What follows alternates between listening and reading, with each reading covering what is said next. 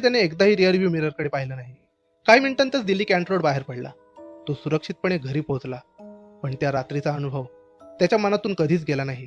काही दिवसांनी त्याने या घटनेबद्दल माहिती शोधायला सुरुवात केली आणि तेव्हाच त्याच्या लक्षात आलं की त्याने अनुभवलेली घटना ही फक्त त्याच्यापुरती मर्यादित नव्हती.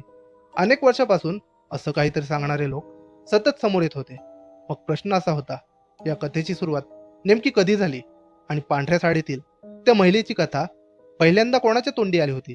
सुमितचा अनुभव संपला होता, पण त्याच्या मनातले प्रश्न अजूनही तसेच होते.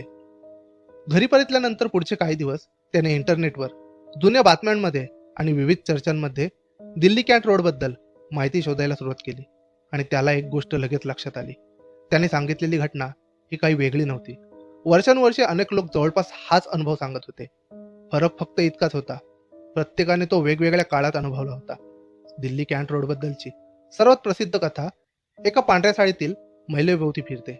रात्री उशिरा, विशेषतः मध्यरात्रीनंतर ती रस्त्याच्या कडेला उभी असल्याचं अनेकांनी सांगितलं आहे. काही वाहनचालकांच्या मते ती शांतपणे लिफ्ट मागते, काहींच्या मते ती वाहनाजवळ येते, पण कोणी वाहन